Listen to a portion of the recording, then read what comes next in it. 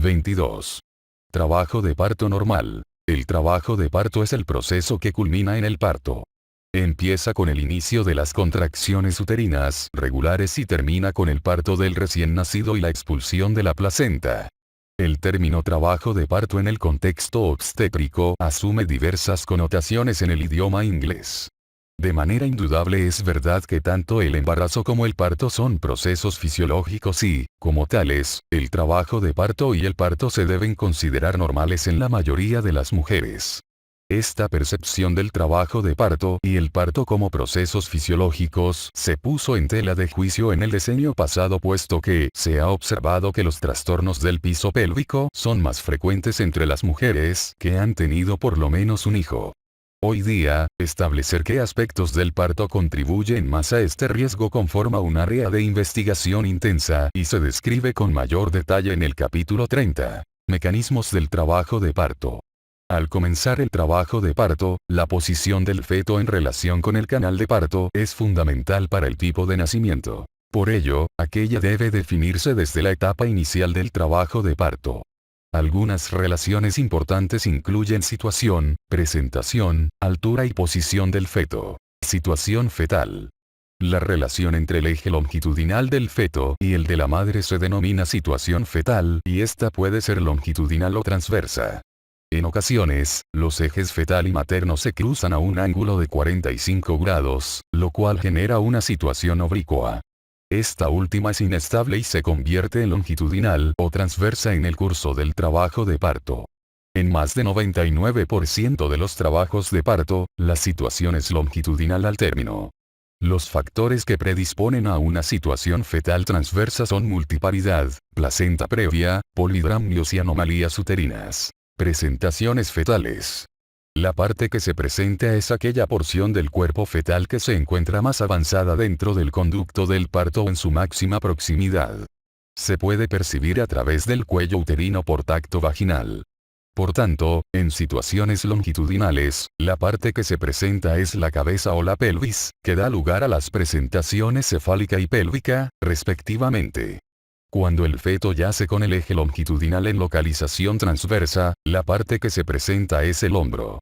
En el cuadro 22.1, se incluyen las frecuencias de las diversas presentaciones fetales. Presentación cefálica.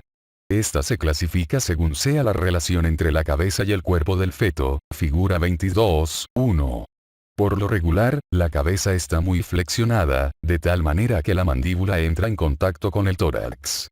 La fontanela occipital es la parte que se presenta y da lugar a la presentación de vértice u occipucio.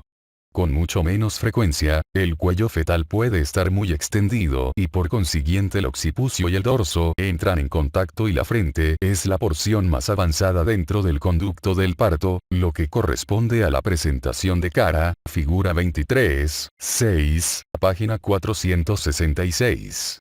La cabeza fetal puede asumir una posición entre estos dos extremos, parcialmente flexionada en algunos casos, en la presentación de la fontanela anterior, grande, o bregma, la llamada presentación de sincipucio o en parte extendida para la denominada presentación de frente, figura 23.8, página 468. Estas últimas dos presentaciones suelen ser transitorias. Conforme avanza el trabajo de parto, las presentaciones de sincipucio y frente casi siempre se convierten en las de vértice o cara por flexión o extensión del cuello, respectivamente. Si esto no ocurre puede surgir una distosia, como se analiza en el capítulo 23. El feto a término tiene casi siempre una presentación de vértice, lo cual resulta lógico si se considera que el útero posee una configuración piriforme. La cabeza fetal a término es un poco mayor que la pelvis, pero todo el polo podálico, esto es, la pelvis y sus extremidades flexionadas, tiene mayor volumen y movilidad que el polo cefálico. El polo cefálico está constituido solo por la cabeza del feto. Hasta las 32 semanas, aproximadamente, la cavidad amniótica es grande en comparación con la masa fetal y el feto no es sujetado por las paredes uterinas. No obstante, de modo subsiguiente, la razón del volumen del líquido amniótico disminuye con respecto a la masa fetal creciente. Como resultado, las paredes uterinas se acercan más a las partes fetales. Si la presentación es pélvica, el feto suele cambiar su polaridad para ocupar el fondo uterino, más amplio dada su porción más voluminosa y móvil, el polo podálico. Como se describe en el capítulo 28, la incidencia de presentación pélvica decrece al avanzar el embarazo. Esta se aproxima a 25% a las 28 semanas, a 17% a las 30 semanas, a 11% a las 32 semanas y luego decrece hasta alrededor de 3% al término. La frecuencia alta de presentación pélvica de los fetos hidrocefálicos concuerda con esta teoría, puesto que el polo cefálico fetal más grande necesita más espacio que el polo podálico. Presentación pélvica. Cuando el feto muestra una presentación pélvica, sus tres variantes generales corresponden a presentaciones franca, completa y podálica, que se describen en la página 559. Esta presentación puede ser efecto de circunstancias que evitan que ocurra la versión normal, por ejemplo, un tabique que protruye hacia la cavidad uterina. Una peculiaridad de la actitud fetal, en particular la extensión de la columna vertebral, como sucede en las presentaciones pélvicas francas, también puede impedir que el feto cambie de posición. Si la placenta se implanta en el segmento uterino inferior, quizás se distorsione la anatomía intrauterina normal y tener como consecuencia una presentación pélvica. Actitud o postura fetal. En los últimos meses del embarazo, el feto adopta una postura característica que se describe como actitud o hábito, figura 22.1. Como regla, el feto conforma una masa ovoide que corresponde de manera general a la configuración de la cavidad uterina. El feto se dobla o flexiona sobre sí mismo, de tal modo que la espalda adquiere una marcada convexidad. La cabeza se flexiona acusadamente, de manera que el mentón casi se encuentra en contacto con el pecho. Los muslos se flexionan sobre el abdomen, y las piernas se doblan a la altura de las rodillas. En las presentaciones cefálicas, los brazos suelen cruzarse sobre el tórax o ubicarse de modo paralelo a los lados, mientras el cordón umbilical yace en el espacio entre ellos y las extremidades inferiores. Esta postura característica es producto de la forma de crecimiento del feto y su acomodación dentro de la cavidad uterina. Hay excepciones anormales de esta actitud a medida que la cabeza fetal se torna cada vez más extendida con respecto a la de vértice con tendencia a la presentación de cara, figura 22.1. Esto ocasiona un cambio progresivo de la actitud a partir de un contorno convexo, flexionado, hasta uno cóncavo, extendido, de la columna vertebral. Posición fetal. Esta es la relación de una porción arbitrariamente elegida de la presentación respecto del lado derecho o izquierdo del conducto del parto. Con cada presentación puede haber dos variedades de posición, derecha o izquierda. El occipucio, el mentón y el sacro fetales son los puntos determinantes en las presentaciones de vértice, cara y pélvica, respectivamente, figuras 22.2 a 22.6. Debido a que la presentación puede adoptar las formas de posición izquierda o derecha, hay variedades occipitales, mentonianas y sacras izquierdas y derechas, que se abrevian como LO, left occipital, y RO, right occipital, LM, left mental, y RM, right mental, LS, left sacral, y RS, right sacral, respectivamente. Variedades de presentación y posición. Para una orientación todavía más precisa, se considera la relación entre una porción particular de la presentación y las partes anterior, transversa o posterior de la pelvis materna. Puesto que las variedades derecha o izquierda pueden dirigirse en sentidos anterior, A, transverso, P, o posterior, P, existen 6 posibilidades de ubicación para cada una de las 3 presentaciones, figuras 22.2 a 22.6. Como consecuencia, en una presentación de occipucio, la variedad de posición puede abreviarse como sigue. Casi 66% de las presentaciones de vértice pertenece a la variedad occipital izquierda y 33% a la derecha. En las presentaciones de hombro, el acromión, omóplato, es la porción del feto elegida de manera arbitraria para señalar su orientación en relación con la pelvis materna. En la figura 22.7, se muestra un ejemplo de la terminología utilizada algunas veces para este propósito. El acromión o dorso del feto puede dirigirse hacia atrás o adelante, arriba o abajo. debido a que es imposible diferenciar con exactitud estas diversas variedades de la presentación de hombros por exploración clínica y puesto que tal diferenciación no tiene propósito práctico, a menudo se refiere a todas las situaciones transversas simplemente como presentaciones de hombros. Otro término utilizado es situación transversa, con dorso inferior o superior, lo cual es importante desde el punto de vista clínico al decidir el tipo de incisión para la cesárea. Diagnóstico de la presentación y la posición fetales. Es posible aplicar varios métodos para diagnosticar la presentación y la posición del feto e incluyen la palpación abdominal, la exploración vaginal, la auscultación y, en algunos casos en que existe duda, la ecografía. En algunas ocasiones es posible recurrir a radiografías simples, tomografía computarizada o imágenes por resonancia magnética. Palpación abdominal. Maniobras de Leopold. Se puede efectuar una exploración abdominal sistemática mediante las 4 maniobras descritas por Leopold en 1894 y que se muestran en la figura 22.8. La madre se acuesta en una posición supina que le resulte cómoda y se descubre el abdomen. Tales maniobras quizás sean difíciles de realizar e interpretar, si no es que imposibles, cuando la paciente presenta obesidad, hay cantidad excesiva de líquido amniótico o la placenta tiene implantación anterior. La primera maniobra permite identificar cuál de los polos fetales, es decir, el cefálico o el podálico, ocupa el fondo uterino. La presentación pélvica produce la sensación de una masa grande y nodular, en tanto que la cabeza se percibe dura y redonda y es más móvil y susceptible de peloteo.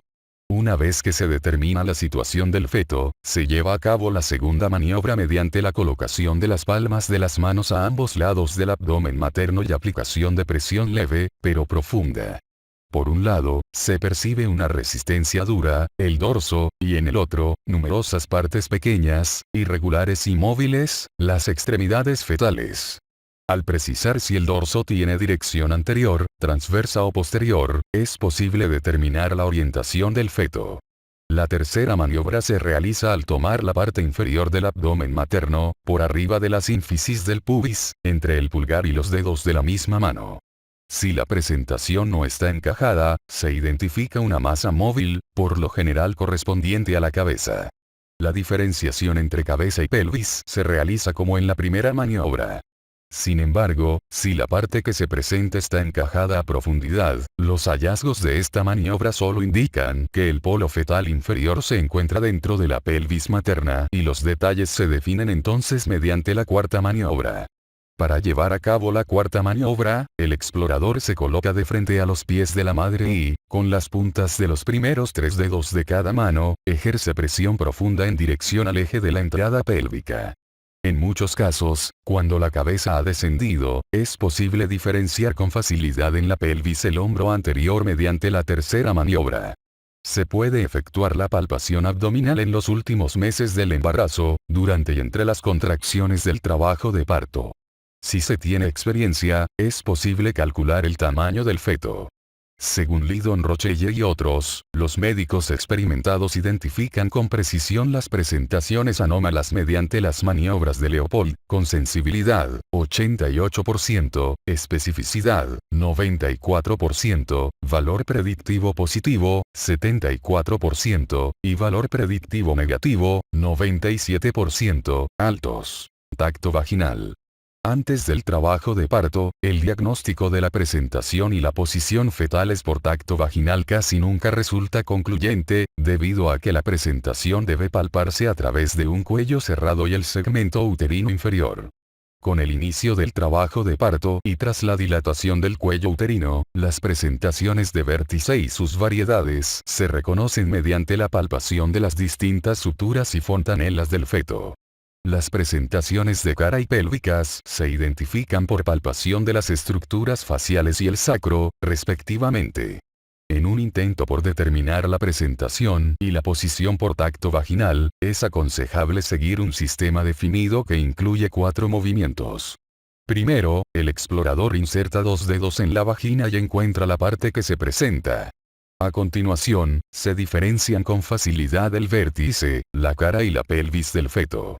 Segundo, si el vértice es el que se presenta, los dedos se dirigen en sentido posterior y se deslizan enseguida hacia adelante sobre la cabeza fetal, en dirección de la sínfisis del pubis, figura 22.9.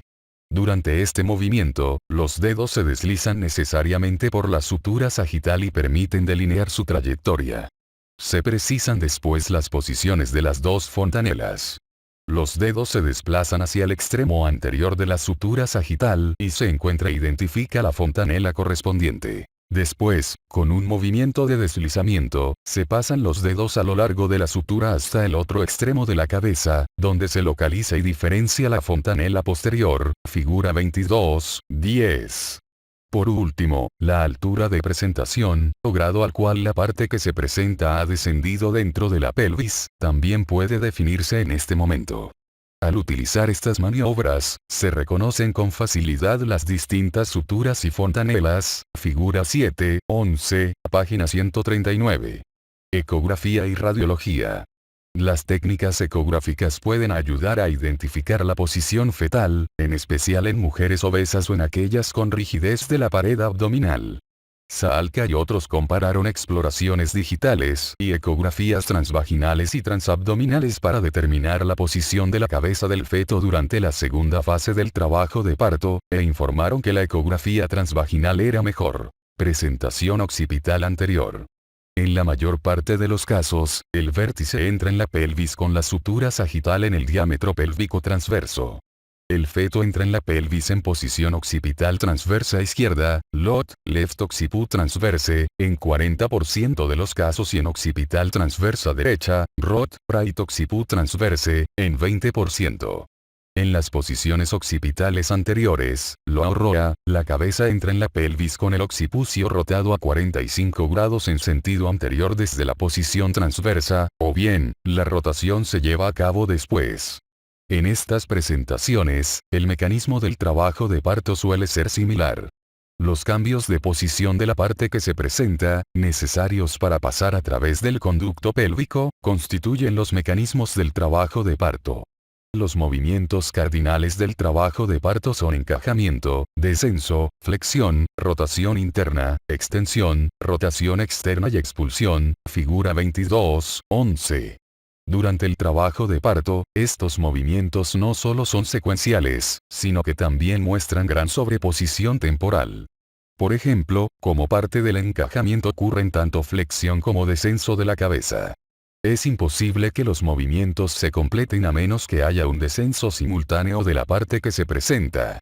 De manera concomitante, las contracciones uterinas causan modificaciones notorias de la actitud o hábito del feto, en especial después de que la cabeza desciende dentro de la pelvis. Estos cambios consisten sobre todo en una extensión fetal, con pérdida de la convexidad dorsal, y en un plegamiento mayor de las extremidades sobre el tronco.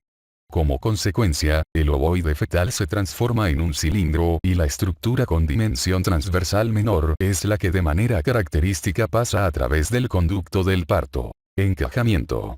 El mecanismo por el cual el diámetro biparietal, el diámetro transversal mayor en una presentación occipital, pasa a través de la entrada pélvica se conoce como encajamiento.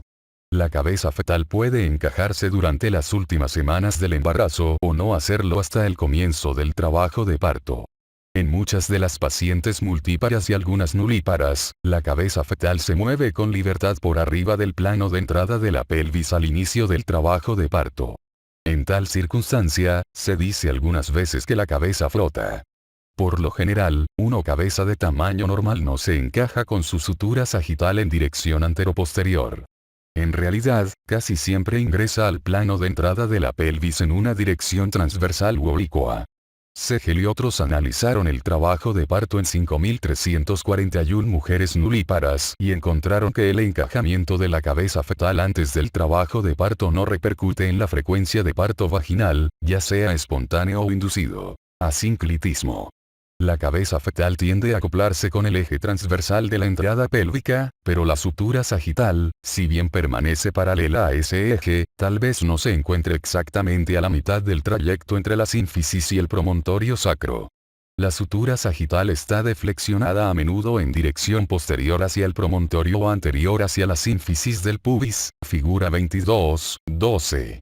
Una deflexión lateral de este tipo, hacia una ubicación más anterior o posterior dentro de la pelvis, se denomina sinclitismo. Si la sutura sagital alcanza el promontorio sacro, se presenta una mayor parte del parietal anterior al médico que explora, y esa circunstancia se conoce como asinclitismo anterior. No obstante, si la sutura sagital yace cerca de la sínfisis, se presenta una mayor parte del parietal posterior, lo cual corresponde a un asinclitismo posterior. En presencia de asinclitismo posterior extremo, puede palparse con facilidad el oído posterior. En el trabajo de parto normal, los grados moderados de asinclitismo son la regla. Sin embargo, si son intensos, esta situación constituye una causa frecuente de desproporción cefalopélvica, incluso si la pelvis materna tiene dimensiones normales en otros sentidos. Los cambios sucesivos entre el asinclitismo posterior y el anterior favorecen el descenso. Este movimiento es el primer requisito para el nacimiento del feto. En nulíparas, el encajamiento puede ocurrir antes del inicio del trabajo de parto y tal vez no haya descenso adicional hasta el inicio del segundo periodo. En multíparas, el descenso suele iniciarse con el encajamiento y es consecutivo a una o más de 4 fuerzas. 1. Presión del líquido amniótico. 2. Presión directa del fondo uterino sobre la pelvis durante las contracciones. 3. Esfuerzos de pujo por acción de los músculos abdominales maternos. Y 4. Extensión y enderezamiento del cuerpo fetal. Flexión. En cuanto a la cabeza que desciende se topa con resistencia, ya sea del cuello uterino, las paredes uterinas o bien el piso pélvico, normalmente aquella se flexiona.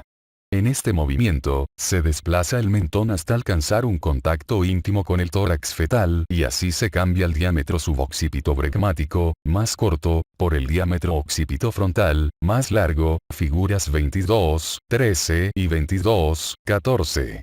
Rotación interna. Este movimiento consiste en un giro de la cabeza, de tal forma que el occipucio se desplaza de manera gradual hacia la sínfisis del pubis a partir de su posición original o, con menos frecuencia, en dirección posterior hacia el hueco del sacro, figuras 22.15 a 22.17. La rotación interna resulta esencial para posibilitar el trabajo de parto, excepto cuando el feto es inusualmente pequeño.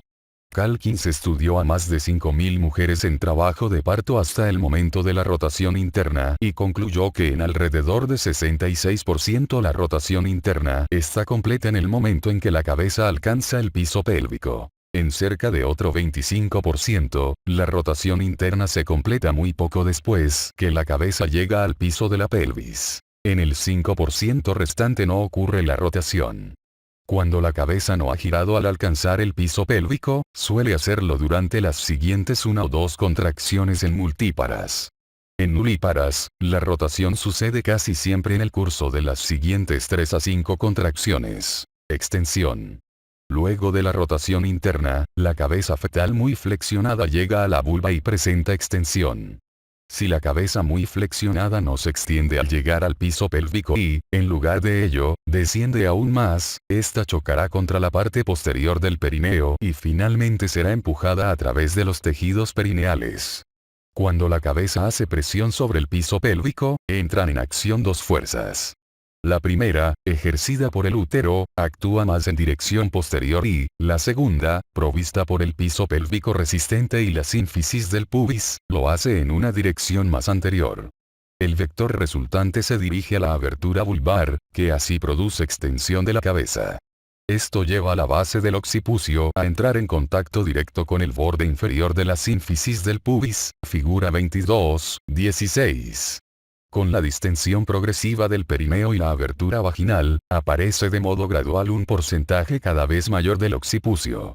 La cabeza nace conforme este último, bregma, frente, nariz, boca y, por último, mentón, pasan de modo sucesivo sobre el borde anterior del perineo, figura 22.17. Inmediatamente después de su nacimiento, la cabeza cae hacia adelante, de tal forma que el mentón del feto descansa sobre el ano materno. Rotación externa. Enseguida, la cabeza sufre restitución, figura 22:11. Si el occipucio originalmente se dirigía a la izquierda, gira hacia la tuberosidad isquiática izquierda. Si al principio se orientaba a la derecha, rota a la derecha.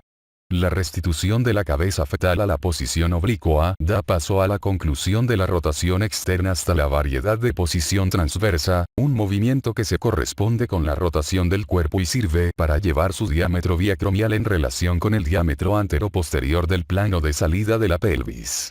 Por tanto, un hombro es anterior, ubicado detrás de la sínfisis del pubis, y el otro es posterior. Al parecer, dicho movimiento se lleva a cabo por los mismos factores pélvicos que produjeron la rotación interna de la cabeza. Expulsión. Casi inmediatamente después de la rotación externa, aparece el hombro anterior bajo la sínfisis del pubis y el perineo se distiende pronto por la presencia del hombro posterior. Después del nacimiento de los hombros, el resto del cuerpo se desliza con rapidez hacia el exterior. Presentación occipital posterior. En cerca de 20% de los trabajos de parto, el feto entra a la pelvis en una posición occipital posterior, OP. La variedad occipital posterior derecha, ROP, right occiput posterior, es un poco más común que la izquierda, LOP, left occiput posterior. A partir de la evidencia radiográfica, parece posible que las posiciones posteriores se vinculan con más frecuencia con un diámetro pélvico anterior reducido. También se observan en más ocasiones junto con la placentación anterior. En la mayor parte de las presentaciones occipitales posteriores, el mecanismo del trabajo de parto es idéntico al que se observa en las variedades transversa y anterior, con la excepción de que el occipucio debe lograr una rotación interna hacia la sínfisis púbica de 135 grados, en vez de los 90 grados y 45 grados que corresponden a las dos últimas, figura 22:17.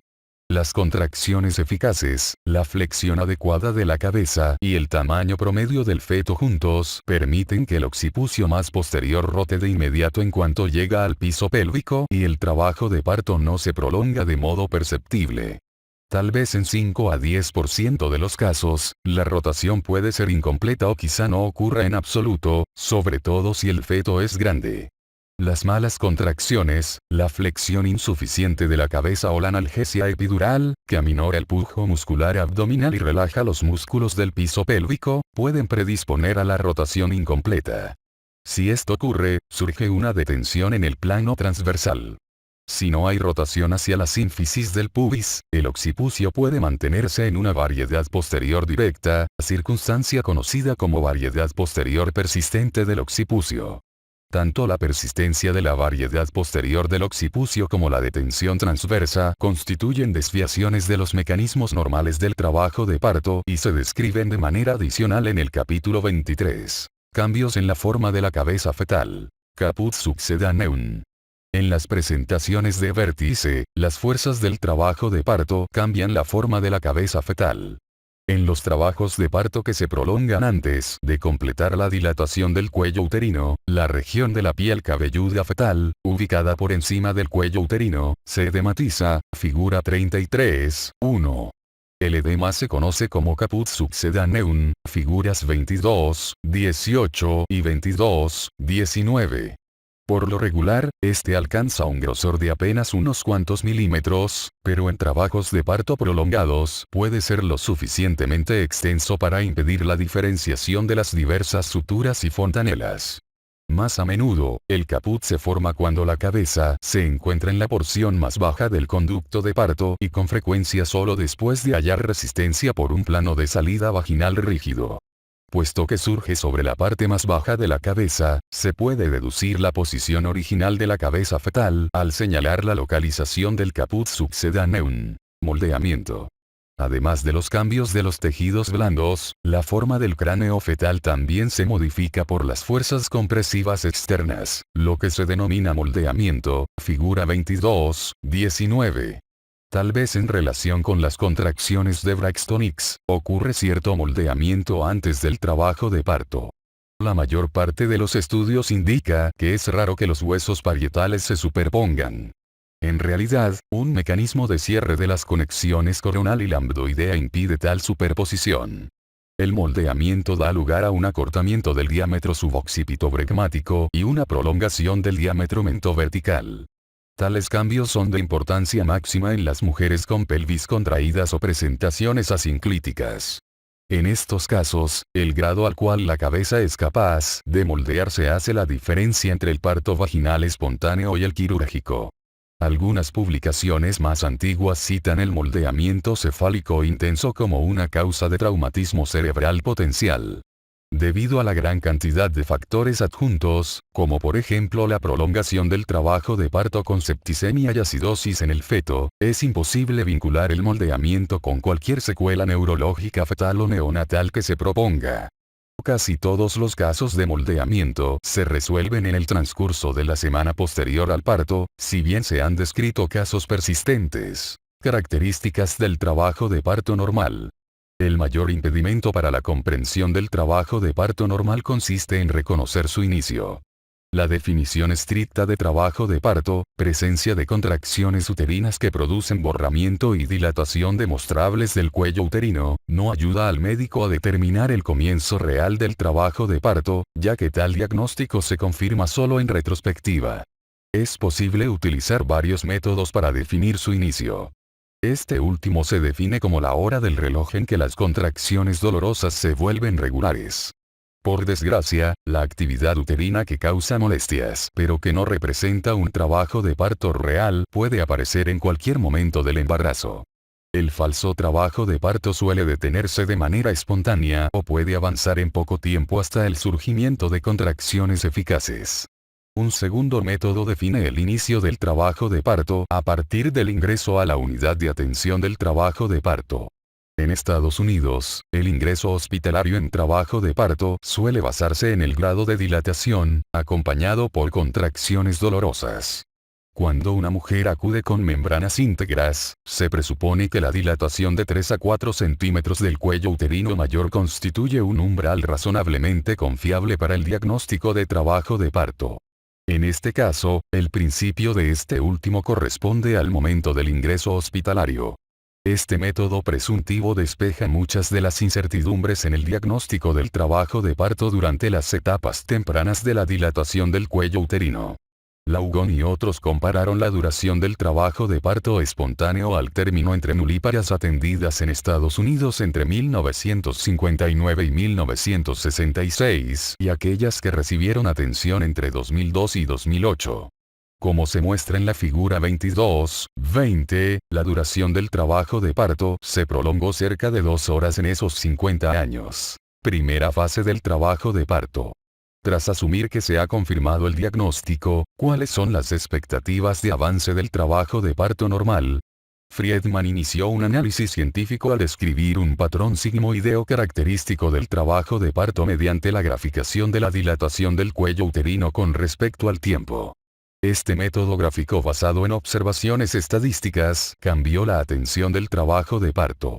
Friedman creó el concepto de 3 divisiones funcionales de este último para describir los objetivos fisiológicos de cada una, figura 22-21.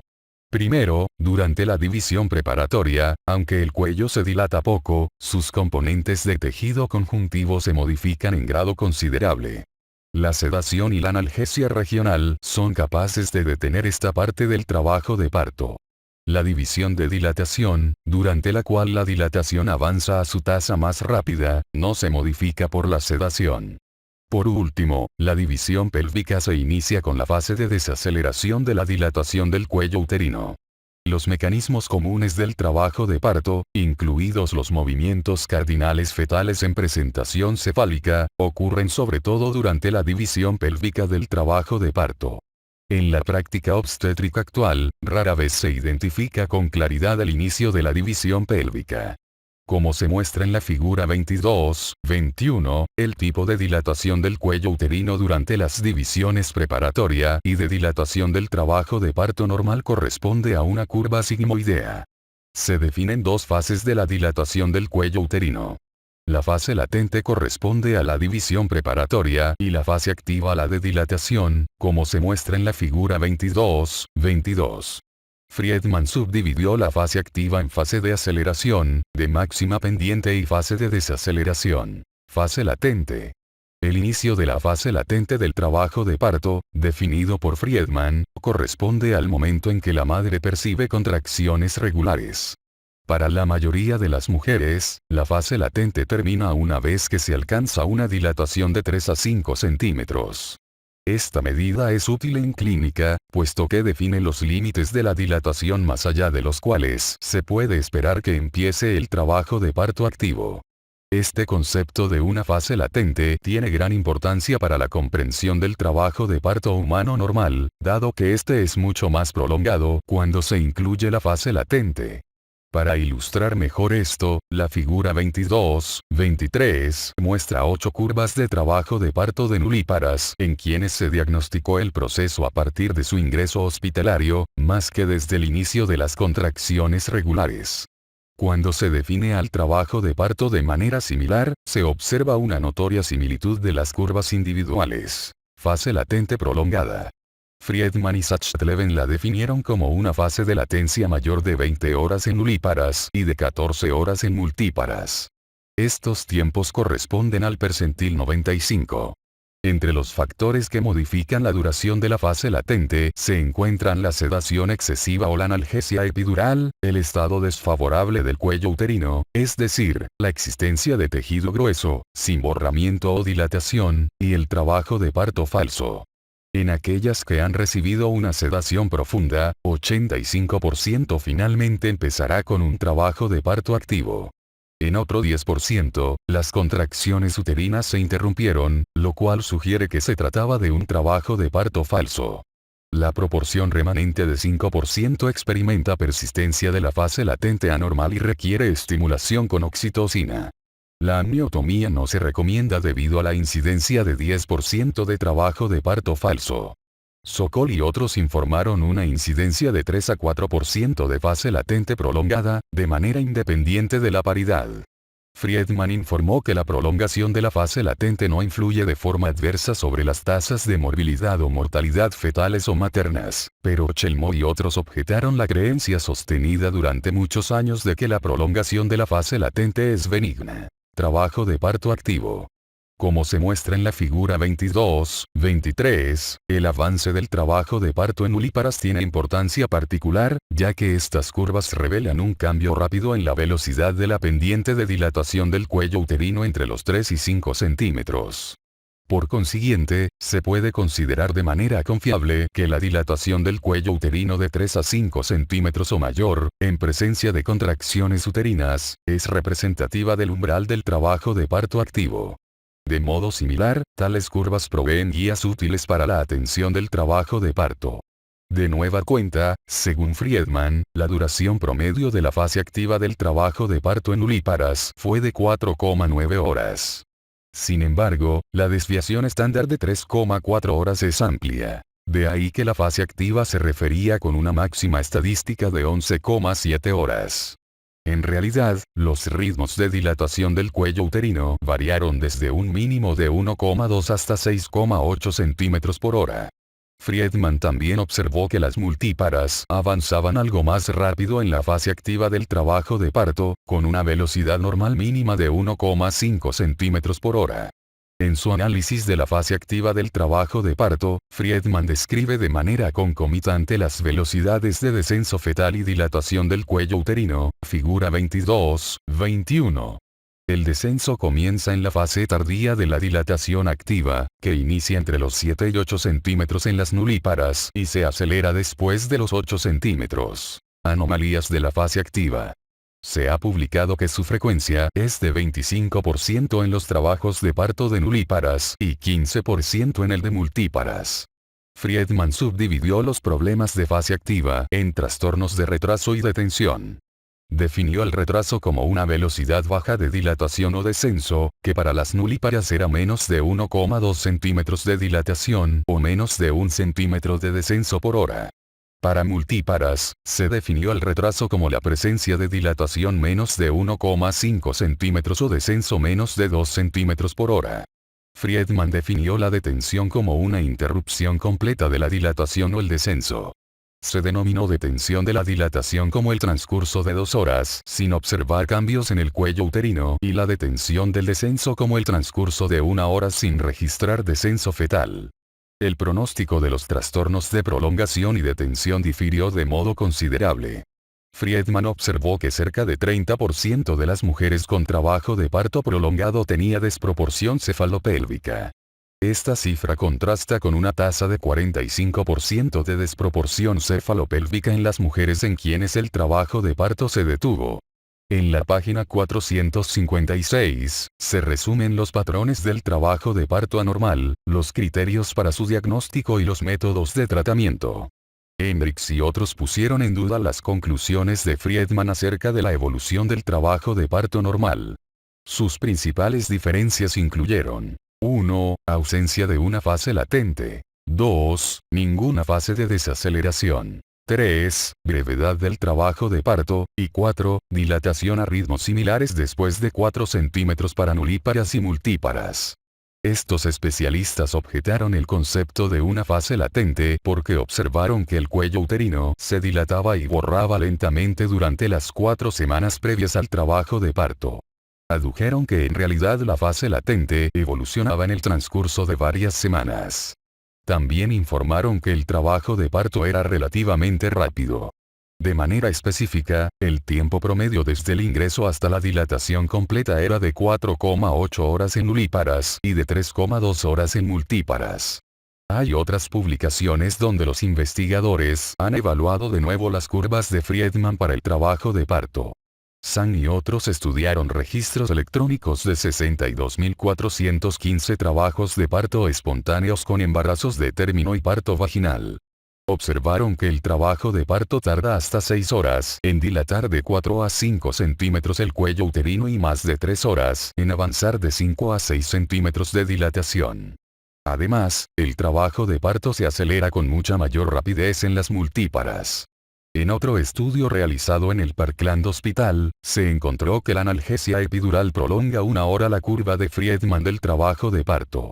Esta prolongación fue resultado de una reducción leve, pero importante en la velocidad de la dilatación del cuello uterino, 1,4 centímetros por hora en las mujeres que recibieron analgesia epidural en comparación con 1,6 centímetros por hora en quienes no la recibieron.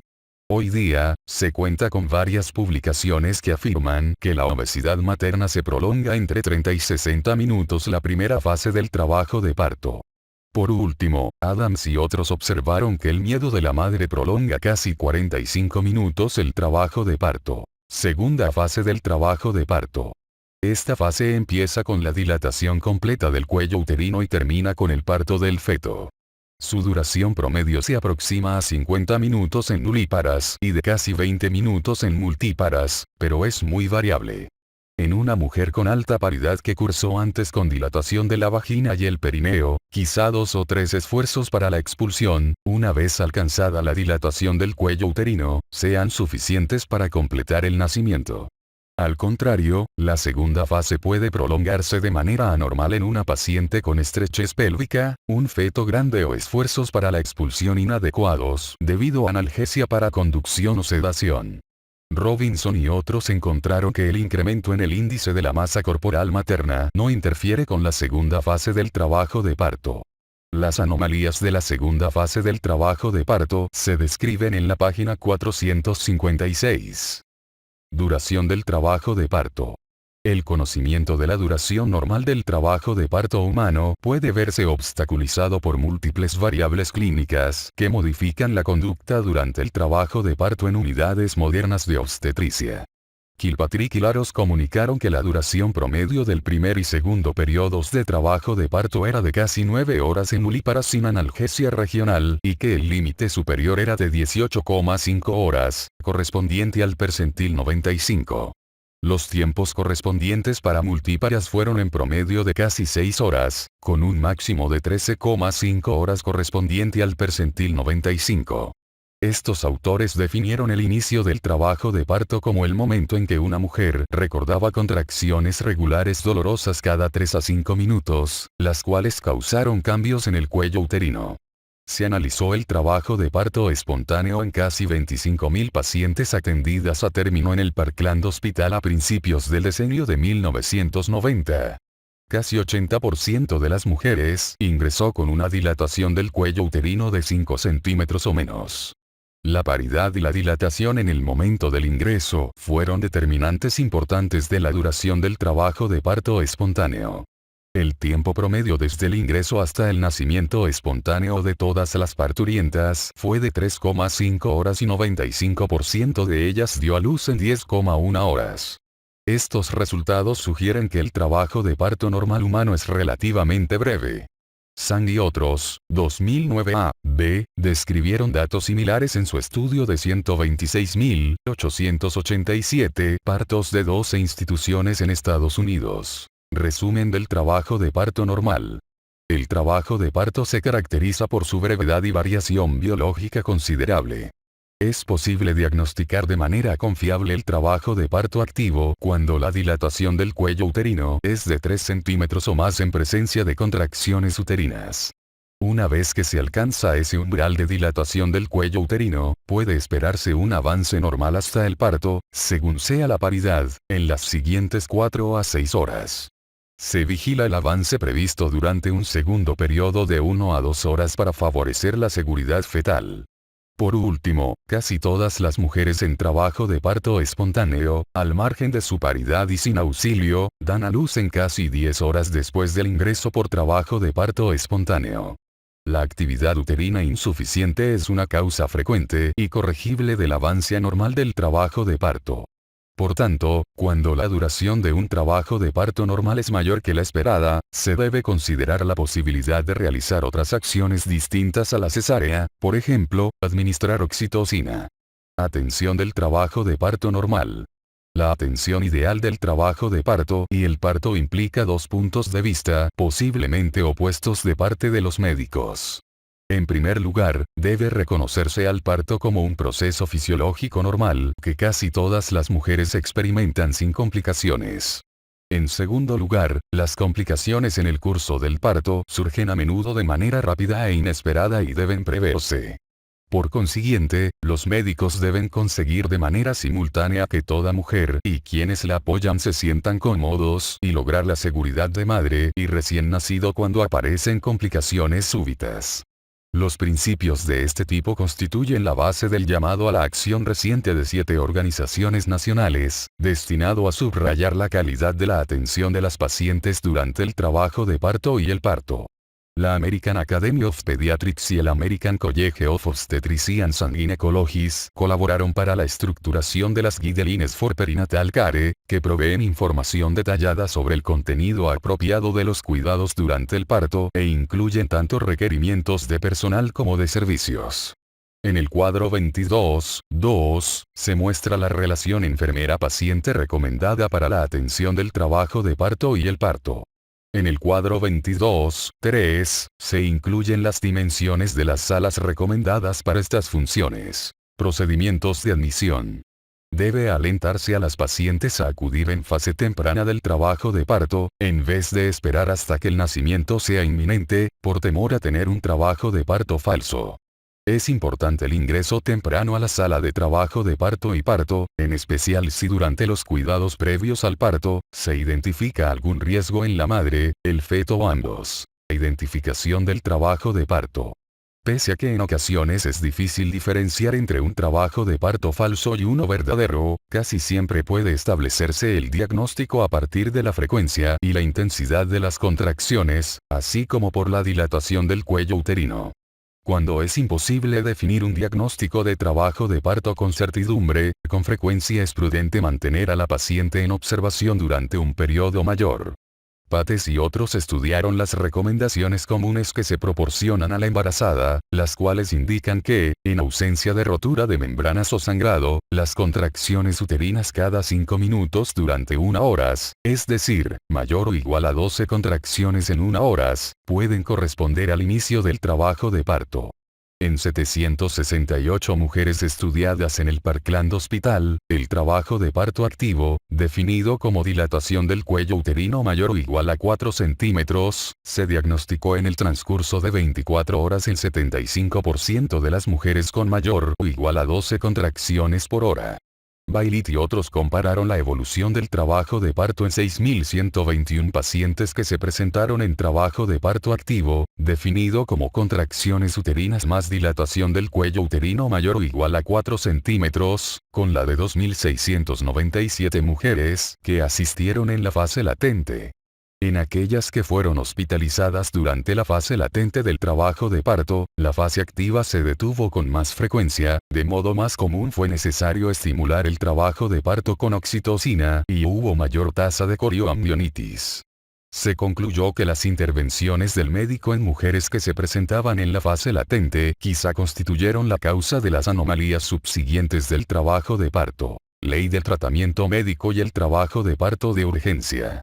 En 1986, el Congreso estadounidense promulgó la Ley del Tratamiento Médico y el Trabajo de Parto de Urgencia, EMTALA, Emergency Medical Treatment and Labor Act, para asegurar el acceso del público a servicios de urgencia, al margen de su capacidad de pago. Todos los hospitales participantes en Medicare con servicios de urgencia deben proveer un estudio de detección apropiado a cualquier embarazada que experimente contracciones y acuda a ellos para su valoración. La definición de una situación de urgencia hace referencia específica a la embarazada que presenta contracciones. Se define como trabajo de parto, el proceso del nacimiento que empieza con la fase latente del trabajo de parto y continúa hasta la expulsión de la placenta. Una mujer que experimenta contracciones está en trabajo de parto real, a menos que un médico certifique que después de un tiempo razonable de observación, ella se encuentra en un trabajo de parto falso. Se considera a una mujer en trabajo de parto real como inestable para fines del traslado interhospitalario hasta que nacen su producto y la placenta. Sin embargo, una paciente inestable puede transferirse por solicitud propia o de un médico que certifique que los beneficios del tratamiento en otra institución sobrepasan los riesgos del traslado. Los médicos que laboran en hospitales y violan estos requerimientos federales en Estados Unidos son sujeto de infracciones civiles hasta de $50.000 y su exclusión del programa Medicare. Vigilancia electrónica de la frecuencia cardíaca fetal. Como se analiza en el capítulo 24, la vigilancia electrónica sistemática de la frecuencia cardíaca fetal se utiliza en los embarazos de riesgo alto desde el momento del ingreso. Algunos investigadores recomendaron vigilar a las mujeres con embarazos de bajo riesgo desde su ingreso con una prueba de bienestar fetal llamada prueba fetal de ingreso. Si no se reconocen anomalías de la frecuencia cardíaca fetal, se cambia la vigilancia electrónica continua a la valoración intermitente durante el resto del trabajo de parto. Los autores consideran que la vigilancia electrónica de la frecuencia cardíaca fetal resulta razonable durante la valoración anterior al ingreso de la mujer, incluidas las pacientes que egresan de forma subsecuente. En el Parkland Hospital, se utiliza la vigilancia electrónica externa durante por lo menos 1 hora antes de dar de alta a alguna mujer con diagnóstico de trabajo de parto falso. Nacimiento en el hogar. Durante el siglo XX, la atención obstétrica del parto experimentó un notable desplazamiento de los hogares a los hospitales. En el año 2006, 98,9% de los nacimientos en Estados Unidos tuvo lugar en hospitales. Del 1,1% restante, 67,2% ocurrió en casa y 27,6% en centros para atención del nacimiento. Entre 2004 y 2008, en más de 50% de los estados se observó un incremento en los nacimientos en el hogar. Como se describe en la página 11, la mayor parte de los estudios sugiere que el riesgo es mayor en este tipo de partos. De hecho, Chervenak y otros cuestionaron la ética de los médicos que participan de forma voluntaria en los partos caseros. Valoración inicial. Se cuantifican presión arterial, temperatura, pulso y frecuencia respiratoria de la madre. El expediente gestacional se revisa con rapidez para identificar complicaciones. Los problemas detectados o esperados durante la atención prenatal deben registrarse de manera llamativa en el expediente obstétrico. Las más de las veces, a menos que se presente una hemorragia excesiva, se efectúa una exploración vaginal. Por medio de un guante, se introducen los dedos índice y medio dentro de la vagina, de tal modo que se evite el contacto con la región anal, figura 22-24. El número de partos vaginales se correlaciona con la morbilidad por infecciones, en especial en casos de rotura temprana de membranas. Rotura de membranas. Debe instruirse a una embarazada durante el periodo preparto para reconocer de inmediato una pérdida de líquido por vía vaginal y comunicar a la brevedad tal suceso al médico tratante. La rotura de las membranas es importante por tres motivos. En primer lugar, si la presentación no está fijada en la pelvis, aumenta en gran medida la posibilidad de prolapso y compresión del cordón umbilical. En segundo lugar, es posible que el trabajo de parto empiece poco después, si el embarazo está cerca del término o ya lo alcanzó. En tercer lugar, si el nacimiento se retrasa después de la rotura de membranas, es más probable que ocurra una infección intrauterina al tiempo que aumenta el intervalo de atención. Durante la exploración con espejo estéril, la rotura de membranas se diagnostica cuando se observa líquido amniótico acumulado en el fondo de saco posterior o se visualiza líquido claro que fluye a través del cuello uterino.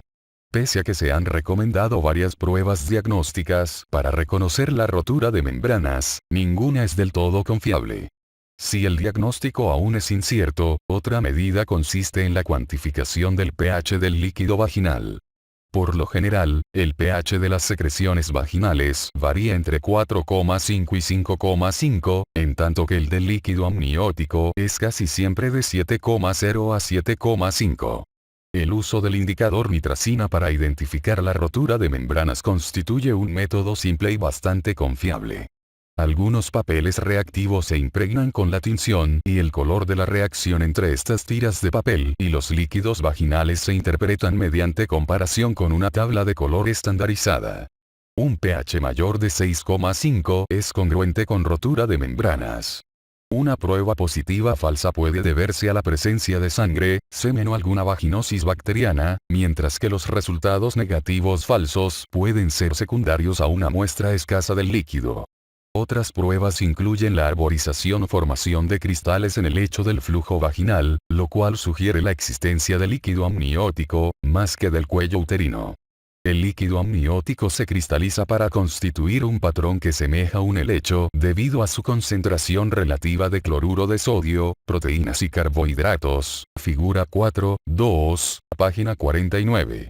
La detección de la fetoproteína alfa en la cúpula vaginal se ha utilizado para identificar el líquido amniótico. Se necesita en raras ocasiones, pero también se puede utilizar la inyección de índigo carmín en el saco amniótico a través de una amniocentesis abdominal para efectuar la identificación. Valoración del cuello uterino. El grado de borramiento del cuello uterino se expresa por lo general en términos de longitud del mismo en comparación con el del cuello uterino sin borramiento. Cuando la longitud del cuello uterino se reduce a la mitad, tiene 50% de borramiento. Si se hace tan delgado como el segmento uterino inferior adyacente, se considera borramiento completo al 100%. La dilatación del cuello uterino se determina mediante cálculo del diámetro promedio de la abertura del cuello uterino, al deslizar el dedo explorador desde el borde de la abertura cervical en uno de los lados hasta el lado opuesto. Se calcula el diámetro transversal en centímetros. Se dice que el cuello uterino tiene dilatación completa cuando el diámetro es de 10 centímetros, puesto que la presentación de un recién nacido a término suele pasar a través de un cuello con esa dilatación. La posición del cuello uterino se determina a partir de la relación de su orificio con la cabeza fetal y se clasifica como posterior, media o anterior. Junto con la posición, la consistencia del cuello se describe como blanda, dura o intermedia. El nivel, o estación, dentro del conducto del parto en el que se localiza la parte fetal que se presenta, se describe en relación con las espinas isquiáticas, situadas en un punto intermedio entre la entrada y la salida de la pelvis. Cuando la porción más baja de la parte del feto que se presenta se halla al mismo nivel que las espinas, se dice que se encuentra en la estación 0. En el pasado, algunos grupos dividían de manera arbitraria el eje longitudinal del conducto del parto por arriba y debajo de las espinas isquiáticas en tercios, en tanto que otros lo hacían en quintos, segmentos aproximados de 1 centímetro. En 1989, el American College of Obstetricians and Gynecologists adoptó la clasificación de la estación que divide la pelvis por arriba y abajo de las espinas en quintos. Cada quinto representa 1 centímetro por arriba o debajo de las espinas. Como consecuencia, al tiempo que la parte de presentación del feto desciende desde la entrada de la pelvis hacia las espinas isquiáticas, la designación de la estación corresponde a -5, -4, -3, -2, -1 y luego 0. Por debajo de las espinas, al tiempo que desciende la parte de presentación del feto, transcurre por las estaciones +1, +2, +3, +4 y +5. La altura +5 corresponde a la cabeza fetal que es visible en el introito. Si la parte más baja de la cabeza fetal se encuentra en la estación 0 más abajo, la mayor parte de las veces se halla ya encajada, lo cual implica que el plano biparietal ya pasó a través de la entrada de la pelvis. Si la cabeza está muy moldeada o si hay una formación extensa de caput, o ambas circunstancias, tal vez no ha ocurrido el encajamiento, aunque la cabeza parezca estar en la estación 0. En un estudio realizado en 5 centros de enseñanza de Denver, residentes, enfermeras y facultativos fueron objeto de una encuesta para determinar qué definiciones utilizaban para describir la estación del feto. Se encontraban 4 definiciones distintas en uso. Resultó inquietante que estos investigadores detectaron que algunos profesionales de la salud estaban conscientes de que otros usaban definiciones distintas para referirse a la altura. Dupuis y otros probaron la confiabilidad de los cálculos clínicos de la altura con el uso de la posición de la parte más baja, expresada en centímetros por arriba o debajo de las espinas, como lo recomendaban la American Academy of Pediatrics y el American College of Obstetricians and Gynecologists. Se utilizó un simulador de nacimiento en el que la estación podía cuantificarse con precisión y se comparaba con la exploración vaginal llevada a cabo por los médicos. Se informó que los evaluadores clínicos cometían errores 33% de las veces. Estas 5 características, dilatación, borramiento, consistencia, posición del cuello uterino y estación fetal, se analizaron mediante su tabulación en la escala de Bishop. Esta escala se emplea con frecuencia para predecir la evolución de la inducción del trabajo de parto y se analiza en el capítulo 26. Estudios de laboratorio. Cuando una mujer ingresa con trabajo de parto, muchas veces deben revisarse de nueva cuenta el hematócrito o la concentración de hemoglobina. El hematócrito puede cuantificarse con facilidad y rapidez. En el Parkland Hospital, se extrae una muestra de sangre en un tubo estándar con anticoagulante. A partir de este, se llena un tubo capilar heparinizado y se lo coloca en una centrífuga para microhematócrito en la unidad de trabajo de parto y expulsión. Esto permite obtener el valor del hematócrito en el transcurso de 3 minutos. El otro tubo también se envía al laboratorio de hematología para análisis. En otro tubo etiquetado, se permite que la sangre coagule y se envía al banco de sangre para valorar grupo y anticuerpos, cuando es necesario. Se obtiene una última muestra para buscar sífilis y virus de inmunodeficiencia humana. Los autores también recolectan una muestra de orina para determinación de proteínas en mujeres con hipertensión. Sin embargo, en algunas unidades obstétricas se analiza una muestra de orina del chorro medio en todas las mujeres, para la cuantificación de proteínas y glucosa. Las mujeres que no recibieron atención prenatal deben considerarse en riesgo de padecer sífilis, hepatitis B, e infección por virus de inmunodeficiencia humana. En pacientes sin atención prenatal previa, deben llevarse a cabo estos estudios de laboratorio, así como tipificación sanguínea y detección de anticuerpos, American Academy of Pediatrics y el American College of Obstetricians and Gynecologists. En algunos estados, como Texas, se realizan pruebas sistemáticas de laboratorio para detección de sífilis, hepatitis B y virus de inmunodeficiencia humana en todas las mujeres que ingresan a las unidades de trabajo de parto y parto, incluso si ya se realizaron durante las consultas prenatales. Atención de la primera fase del trabajo de parto. Tan pronto como sea posible después del ingreso, se completa el resto de la exploración general. La mejor manera para establecer si un embarazo es normal es cuando concluyen todos los exámenes, incluidos los análisis de laboratorio. Posteriormente, se elabora un plan racional para vigilar el trabajo de parto con base en las necesidades del feto y la madre. La duración del trabajo de parto varía en cada persona, por lo que no se deben hacer afirmaciones precisas en cuanto a anticipar su duración. Vigilancia fetal durante el parto. Este tema se revisa con detalle en el capítulo 24. De manera sinóptica, la American Academy of Pediatrics y el American College of Obstetricians and Gynecologists recomiendan que durante el primer periodo del trabajo de parto y en ausencia de anomalías, se revise la frecuencia cardíaca fetal inmediatamente después de una contracción al menos cada 30 minutos y luego cada 15 minutos, en el segundo periodo del trabajo de parto. Si se utiliza la vigilancia electrónica continua, se valora el trazo al menos cada 30 minutos durante el primer y cada 15 minutos durante el segundo periodos del trabajo de parto. Para las mujeres con embarazos de riesgo, la auscultación del corazón fetal se lleva a cabo por lo menos cada 15 minutos durante la primera fase del trabajo de parto, y cada 5 minutos durante la segunda fase. Se puede usar la vigilancia electrónica continua con valoración del trazo cada 15 minutos durante el primer periodo del trabajo de parto y cada 5 minutos en el segundo. Contracciones uterinas. Por lo general, las contracciones se valoran mediante vigilancia electrónica, pero, como se describe también en el capítulo 24, pueden analizarse de forma cuantitativa y cualitativa con medios manuales. Mediante la palma de la mano aplicada con suavidad sobre el útero, es posible precisar el momento de inicio de una contracción. Su intensidad se determina a partir del grado de firmeza que el útero alcanza. En el punto máximo de las contracciones eficaces, el pulgar o los otros dedos no pueden con facilidad penetrar el tejido uterino si la contracción es firme. A continuación, se determina el momento en el que la contracción termina. Esta secuencia se repite para determinar la frecuencia, la duración y la intensidad de las contracciones uterinas. Signos vitales maternos. Se valoran al menos cada 4 horas la temperatura, el pulso y la presión arterial maternos. Si se han roto las membranas fetales muchas horas antes del inicio del trabajo de parto o si hay un aumento limítrofe de la temperatura, esta se determina de manera horaria. Aún más, en presencia de rotura prolongada de membranas, definida como mayor de 18 horas, se recomienda administrar antimicrobianos para la prevención de infecciones por estreptococos del grupo B. Este tema se expone en el capítulo 64. Exploraciones vaginales subsiguientes.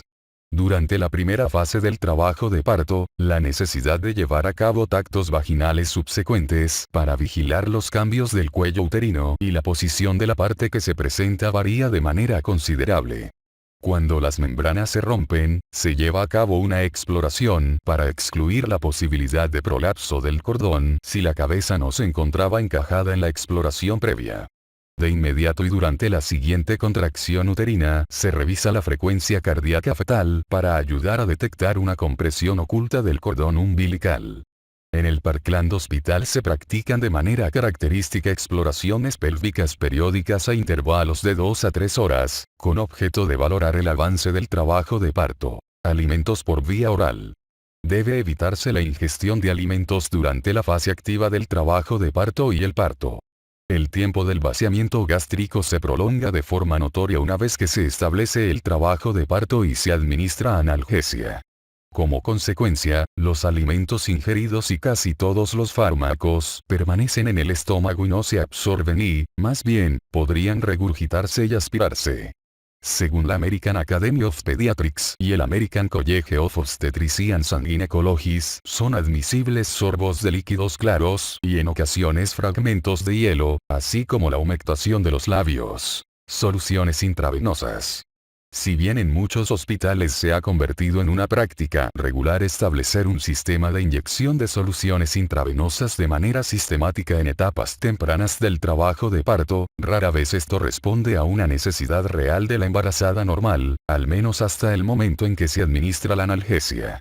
Tiene ventajas un sistema de inyección intravenosa de soluciones durante el puerperio inmediato para administrar de modo profiláctico oxitocina y algunas veces de manera terapéutica, cuando persiste la atonía uterina. Más aún, en presencia de trabajo de parto prolongado, la administración de glucosa, sodio y agua a pacientes en ayuno a un ritmo de 60 a 120 ml por hora previene la deshidratación y la acidosis. Srivastava y otros observaron que las nulíparas a las que se proporcionaba por vía intravenosa una mezcla de solución salina normal con dextrosa presentaban trabajos de parto más cortos hasta el nacimiento vaginal, en comparación con quienes solo recibían solución salina. Garite y otros asignaron al azar a 195 mujeres en trabajo de parto para recibir 125 o 250 ml por hora de solución de Ringer con lactato o isotónica de cloruro de sodio. El volumen promedio de líquidos intravenosos totales fue de 2008 ml en el grupo de 125 ml por hora y de 2487 ml en el grupo de 250 ml por hora. El trabajo de parto duró más de 12 horas en un número notablemente mayor, 26% en contraposición con 13%, de las mujeres que recibieron una infusión de 125 ml por hora, en comparación con aquellas que recibieron 250 ml por hora, 26% contra 13%. Posición de la madre. La mujer que presenta un trabajo de parto normal no necesita mantenerse confinada a la cama en una fase temprana. Una silla cómoda puede traer beneficios psicológicos y quizás incluso fisiológicos. En la cama, la mujer en trabajo de parto debe asumir la posición que encuentre más confortable, la cual corresponde las más de las veces al decúbito lateral. No se le debe obligar a mantenerse en posición dorsal debido a que se induce compresión de aorta y cava, lo cual implica una posible reducción de la perfusión uterina. Bloom y otros condujeron un estudio con asignación al azar de deambulación durante el trabajo de parto en más de 1000 mujeres con embarazos de bajo riesgo y encontraron que caminar no estimulaba o modificaba el trabajo de parto activo y que no era lesivo. Lawrence y otros notificaron datos similares en una revisión de la base de datos Cochrane. Analgesia. Este tema se describe de forma detallada en el capítulo 25. En general, el alivio del dolor debe depender de las necesidades y los deseos de la mujer. El American College of Obstetricians and Gynecologists especificó objetivos óptimos para la atención anestésica en obstetricia. Amniotomía. Si las membranas están íntegras, el clínico tiende muchas veces a practicar la amniotomía, incluso durante el trabajo de parto normal. Se presupone que los beneficios son un trabajo de parto más rápido, la detección más oportuna de la tinción meconial del líquido amniótico y la oportunidad de aplicar un electrodo sobre la piel del feto o insertar un catéter para cuantificar la presión dentro de la cavidad uterina, con fines de vigilancia. Las ventajas y las desventajas de la amniotomía se comentan en el capítulo 26. Es importante que la cabeza fetal esté bien aplicada sobre el cuello uterino y no se desaloje de la pelvis durante el procedimiento para evitar el prolapso del cordón umbilical.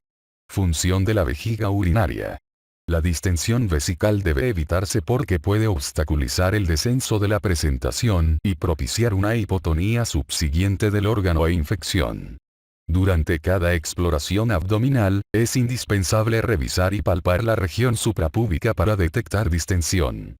Si la vejiga es fácil de observar o palpar por arriba de la sínfisis del pubis, debe alentarse a la mujer para que orine. En ciertos casos, las pacientes que no pueden orinar en un cómodo podrán deambular con ayuda hasta el baño. Si la vejiga se encuentra distendida y es imposible la micción, está indicado colocar una sonda. Carley y otros observaron que 51 de 11.332 partos vaginales, 1 en 200, se complicaron con retención urinaria. En la mayoría de las mujeres, la micción se restableció antes de su salida hospitalaria. Museluite y otros observaron retención en 4,7% de las mujeres con analgesia epidural durante el trabajo de parto. Los factores de riesgo para la retención fueron primiparidad, trabajo de parto inducido o conducido con oxitocina, laceraciones perineales, parto vaginal asistido, sondeo durante el trabajo de parto y duración más de 10 horas del trabajo de parto. Atención de la segunda fase del trabajo de parto. Con la dilatación completa del cuello uterino, que indica el inicio del segundo periodo del trabajo de parto, una mujer suele empezar a pujar y, con el descenso de la presentación, manifiesta urgencia de defecar. Las contracciones uterinas y las fuerzas de expulsión acompañantes pueden durar 1 minuto si recurrir a intervalos no mayores de 1,5 minutos. Como se comentó antes en este capítulo, la duración promedio de la segunda fase del trabajo de parto es de 50 minutos en nulíparas y 20 minutos en multíparas, pero se trata de un intervalo muy variable. La vigilancia de la frecuencia cardíaca fetal se describió con anterioridad en este capítulo y la interpretación de los patrones electrónicos de la frecuencia cardíaca fetal se expone en el capítulo 24. Esfuerzos de expulsión. En casi todos los casos, el pujo es reflejo y espontáneo durante el segundo periodo del trabajo de parto, pero en ocasiones una mujer tal vez no use sus fuerzas de expulsión con ventaja y es deseable dirigirla. Sus piernas deben estar flexionadas a la mitad, de tal manera que pueda empujar con ellas contra el colchón. Cuando comienza la contracción uterina siguiente, se la instruye para ejercer presión hacia abajo, como si quisiera defecar. No debe alentarse a pujar a la paciente una vez que se termina una contracción. Por el contrario, debe permitirse que ella y el feto descansen y se recuperen. Durante ese periodo de pujo activo, se ausculta la frecuencia cardíaca fetal de inmediato después de la contracción y aquella tal vez sea lenta, pero debe recuperarse hasta cifras normales antes del siguiente esfuerzo de expulsión. Se han recomendado distintas posiciones durante la segunda fase con el objetivo de favorecer los esfuerzos expulsivos. Eason y otros realizaron una revisión amplia de las posiciones y su efecto sobre la incidencia de traumatismo perineal y encontraron que la posición erguida apoyada no tenía ventajas sobre el decúbito. Las posiciones en vertical incluyen la sedente, la de rodillas, en 4 puntos o el reposo con la espalda en elevación a 30 grados. Por el contrario, en una revisión sistemática, Bergella y otros publicaron datos de buena calidad que sustentan el uso de la posición sedente. La evolución del feto y del proceso obstétrico no parece afectarse, se estimule o no la segunda fase del trabajo de parto. Schaffer y otros notificaron los efectos maternos de la estimulación del pujo y llevaron a cabo pruebas urodinámicas en primíparas, 3 meses después del parto. Las pacientes sometidas a estimulación para empujar durante la segunda fase del trabajo de parto presentaban una capacidad vesical menor y disminución del primer impulso para la micción en comparación con las mujeres a quienes se permitió pujar o descansar según lo desearan. Los efectos a largo plazo de esta práctica aún deben definirse. Conforme la cabeza desciende a través de la pelvis, el perineo se abulta y la piel que lo cubre se distiende. Ahora el cuero cabelludo del feto es visible a través del orificio vulvar. En este momento, la mujer y el feto están listos para el parto, lo cual se describe en el capítulo 27. Protocolos de atención para el trabajo de parto. Una medida ordenada y sistemática para la atención del trabajo de parto permite obtener resultados maternos y perinatales reproducibles. Altave y otros comprobaron esto en fecha reciente, al asignar de manera aleatoria la institución de atención con base en la evidencia en 19 hospitales de Argentina y Uruguay. A continuación, se presentan varios protocolos para la atención del trabajo de parto. Estos incluyen los provenientes del National Maternity Hospital de Dublín, la Organización Mundial de la Salud y el Parkland Hospital. Atención activa del trabajo de parto. Hace más de 30 años, O'Driscoll y otros fueron pioneros al impulsar el concepto de que un protocolo de atención disciplinada y estandarizada del trabajo de parto reducía el número de nacimientos por cesárea secundaria a distocia. Su tasa general de cesárea fue de 5% en los decenios de 1970 y 1980 con este tipo de atención. La medida se conoce ahora como atención activa del trabajo de parto. 2 de sus componentes, la amniotomía y la oxitocina, se han utilizado de forma extensa, en especial en países anglohablantes fuera de Estados Unidos. Con este protocolo, el trabajo de parto se diagnostica cuando las contracciones dolorosas van acompañadas de borramiento completo del cuello uterino, emisión de líquido sanguinolento, rotura de membranas. Las mujeres con tales datos se internan para tener el parto en 12 horas. Se realiza una exploración ginecológica cada hora durante las siguientes 3 horas y después a intervalos de 2 horas. Si la dilatación no aumenta por lo menos 1 centímetro por hora, se efectúa una amniotomía. El avance se valora de nuevo a las 2 horas y se instituye una solución con dosis altas de oxitocina, que se describe en el capítulo 26 a menos que la dilatación sea por lo menos de 1 centímetro por hora. Una partera atiende de manera constante a estas mujeres. Si las membranas se rompen antes del ingreso, se comienza la administración de una solución con oxitocina en caso de no observar avance en 1 hora. López Seno y otros compararon de manera prospectiva una atención activa de este tipo con su protocolo tradicional de atención del trabajo de parto en el Northwestern Memorial Hospital en Chicago. Asignaron al azar a 705 nulíparas con embarazos sin complicaciones, en trabajo de parto espontáneo de término. La tasa de nacimiento por cesárea fue menor desde la perspectiva estadística al aplicar la medida de atención activa en comparación con la tradicional, 10,5% en comparación con 14,1%, respectivamente. Estudios subsiguientes no mostraron esto. Weil y otros identificaron en una revisión de la base de datos Cochrane una reducción moderada de las tasas de nacimiento por cesárea al comparar la atención activa del trabajo de parto con la atención estándar. Frigoletto y otros publicaron otro estudio con asignación al azar en el que participaron 1934 nulíparas en el Brigham and Women's Segundos Hospital de Boston. Encontraron que este tipo de atención acortaba en cierto grado el trabajo de parto, pero no afectaba la tasa de nacimientos por cesárea. Desde entonces, estas mismas observaciones las han notificado muchos otros especialistas. Partograma de la Organización Mundial de la Salud. La Organización Mundial de la Salud diseñó un partograma para utilizarse en países en desarrollo.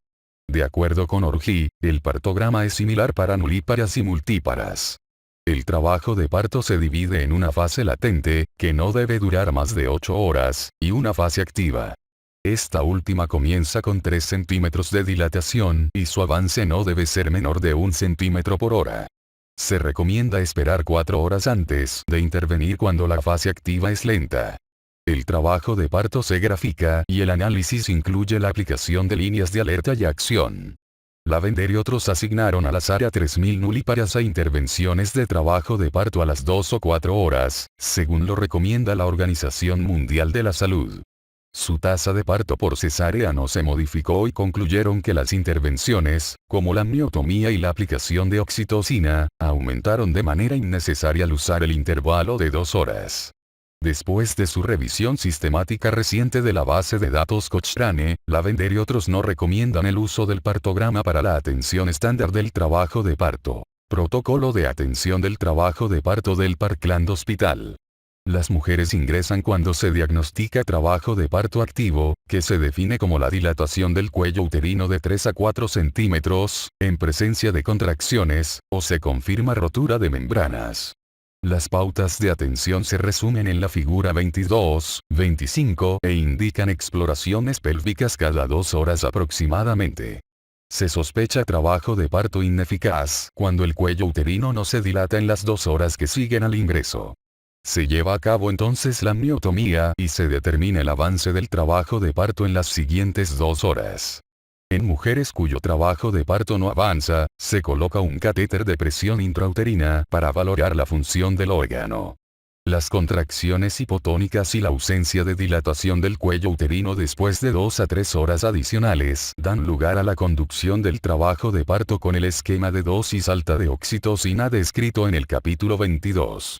El fin es lograr actividad uterina de 200 a 250 unidades Montevideo durante 2 a 4 horas antes de diagnosticar distocia. Las velocidades de dilatación de 1 a 2 centímetros por hora se aceptan como prueba de avance después de que se ha establecido una actividad uterina satisfactoria con oxitocina. Esto quizá requiera hasta 8 horas o más, antes de decidir si se efectúa una cesárea por distocia. El tiempo acumulado necesario para este método de atención gradual permite a muchas pacientes establecer un trabajo de parto eficaz. Se ha valorado ese esquema en más de 20.000 mujeres con embarazos no complicados. Es importante que estas intervenciones en el trabajo de parto y el uso relativamente poco frecuente de la cesárea no ponen en peligro al feto o recién nacido.